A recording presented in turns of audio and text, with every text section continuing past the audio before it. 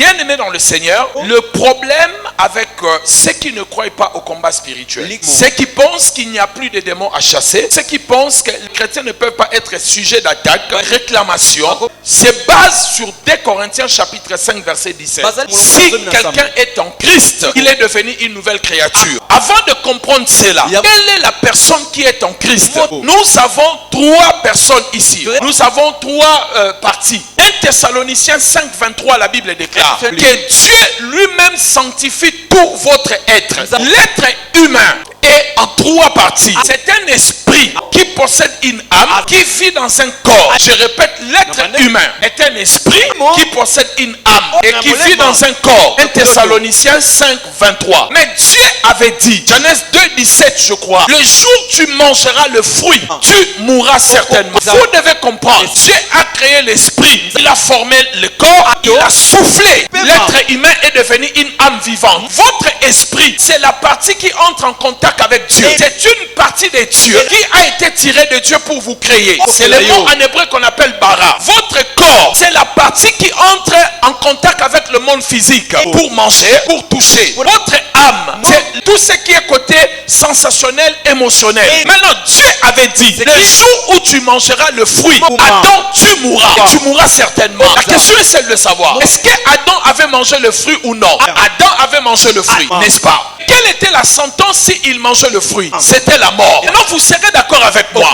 Est-ce qu'après que Adam ait mangé le fruit, Adam ne marchait plus avec son corps? Adam ne parlait plus parce que Dieu lui a posé la question, où es-tu? Il a parlé avec sa bouche, je me cache. Donc, nous sous-entendons que le corps d'Adam n'était pas mort. Adam a parlé avec Dieu. Il avait des sentiments. Il dit, c'est la femme que tu m'as donnée. C'est elle qui m'a conduit dans l'erreur. Ça sous-entend que son âme n'était pas morte. Alors, si son corps n'était pas mort, si son âme n'était pas morte, quelle est la partie qui était morte entre les 3? L'esprit. C'est pour cela qu'on appelle cela la mort spirituelle. La mort, l'esprit d'Adam était éteint. Je vous ai dit que votre esprit vous permet d'entrer en contact avec Dieu. Et dès lors l'esprit est éteint, Adam ne savait plus ce que Dieu pensait. Il ne connaissait plus le plan de Dieu. Parce que l'esprit en lui qui entrait en contact avec Dieu ne pouvait plus être en contact avec Dieu parce qu'il était éteint. Le salut, vous êtes d'accord avec moi, c'est la restauration. Mais la Bible dit, si quelqu'un est en Christ, il est devenu une nouvelle. Donc le salut, c'est que Dieu vient restaurer ce qu'on avait perdu dans les jardins. Alors qu'est-ce qu'on avait perdu dans les jardins entre les 3? Esprit. Alors si quelqu'un est en Christ, il est devenu une nouvelle créature. Qu'est-ce qui peut devenir une nouvelle créature parmi les 3? L'esprit. Donc 2 Corinthiens 5, 17, ce n'est pas votre âme qui est sauvée, ni votre corps qui est sauvé. C'est votre esprit qui est. Votre esprit est sauvé. L'esprit est sauvé. L'esprit que vous voyez, il devient neuf. Il ne peut plus pécher. C'est pour cela que j'ai écrit esprit, il est neuf. 2 Corinthiens chapitre 4 verset 16. La Bible dit, même lorsque notre homme extérieur s'est détruit, mais notre homme intérieur se renouvelle tous les jours. Parce qu'il est sauvé. Il est neuf tous les matins, tous les jours. Il est neuf. Il ne connaît pas le péché. Prêt pour le ciel. Même si le corps tombe, l'esprit sera sauvé. Maintenant, l'esprit est sauvé, l'esprit est neuf. Dans l'esprit, le Saint-Esprit vient habiter. Donc, il est impossible. Certaines personnes qui enseignent les combats spirituels, ils croient. Mais il n'y a pas de preuve biblique. Il est impossible qu'un démon vienne habiter dans cet esprit. Cet esprit est régénéré. Il est neuf. Donc, la possession démoniaque est impossible pour un chrétien né de nouveau. L'esprit est neuf. Le Saint-Esprit habite dans son esprit. Un démon ne peut plus cohabiter avec le Saint-Esprit dans un même endroit. Impossible. L'esprit est sauvé. J'ai écrit la possession impossible. Pourquoi? Le Saint-Esprit habite dans son esprit. Corinthiens 3,16. Savez-vous pas que vous êtes le temple de Dieu et que Dieu habite en vous, dans votre esprit régénéré? Il est propre, il est pur. La sainteté vient habiter là. Donc, si quelqu'un est en Christ, il est devenu une nouvelle créature. C'est ton esprit. On a fini avec l'esprit. Donc, comprenez, la possession n'est plus possible. Maintenant, on vient dans l'âme. Donc, l'âme est là.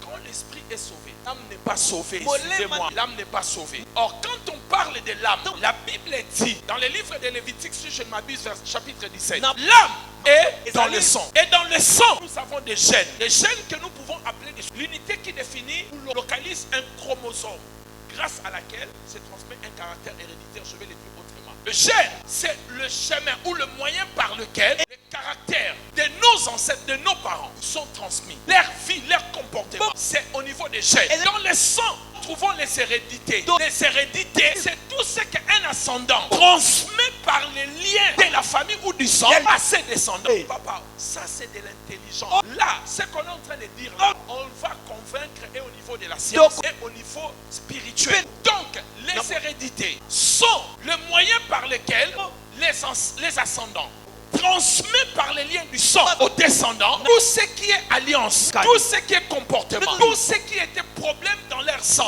Ça passe par les liens du sang et par l'hérédité. Tout cela se trouve dans le sang. Et l'âme est dans le sang. Alors que je suis chrétien, qu'est-ce qui est sauvé? Mon esprit. Est-ce que l'âme est sauvée? L'âme n'est pas sauvée. L'âme, elle n'est pas sauvée. Chaque chapitre 1, verset 21. Que dit la Bible? La Bible dit, la parole qui a été plantée en vous, qui peut sauver vos âmes. Jacques est en train de parler aux chrétiens qui sont nés de nouveau.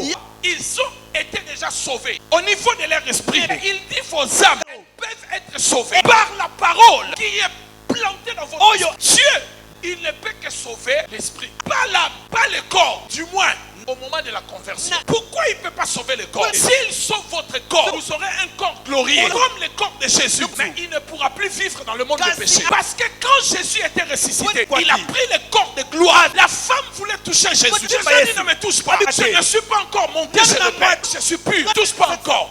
Tant que je termine toujours. Donc le corps, si Dieu le sauve, il ne peut plus rester ici. Le corps sera sauvé au jour de la résurrection et au jour de l'enlèvement. La Bible dit, nous les vivants, nous serons changés, nous aurons un autre corps. Et les morts en Christ vont ressusciter. Ainsi, nous allons rejoindre le Seigneur dans les airs. Thessaloniciens 4. Et pourquoi Dieu ne va pas sauver l'âme? Parce que s'il sauve l'âme, vous devenez amnésique. Parce que l'âme, c'est la boîte de conservation. Et toutes les choses depuis que vous êtes né, l'intelligence, l'école maternelle, primaire, l'université, le bien, le mal que tu as fait, toutes ces informations sont au niveau de ton âme. Si vous venez à l'église et que Dieu sauve votre âme, il efface votre mémoire, tu oublies tout.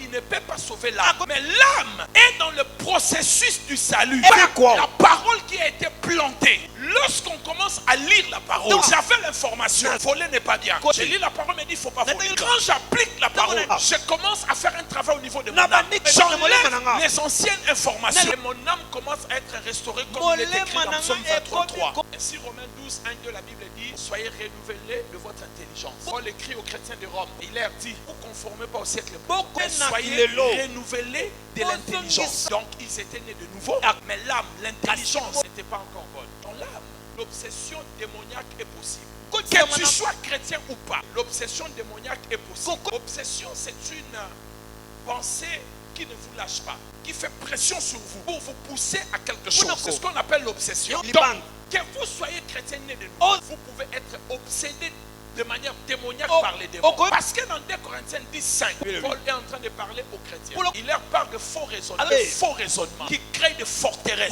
La preuve en est que vous et moi nous sommes sauvés. Est-ce que vous n'avez pas de mauvaises pensées? Ça ne vous arrive pas d'avoir de mauvaises pensées? Oui, mais c'est au niveau de l'âme. Et donc l'âme a encore des problèmes. Elle a besoin de la lecture de la parole, tout le temps, l'application de la parole, qu'elle soit sauvée. Mais aussi,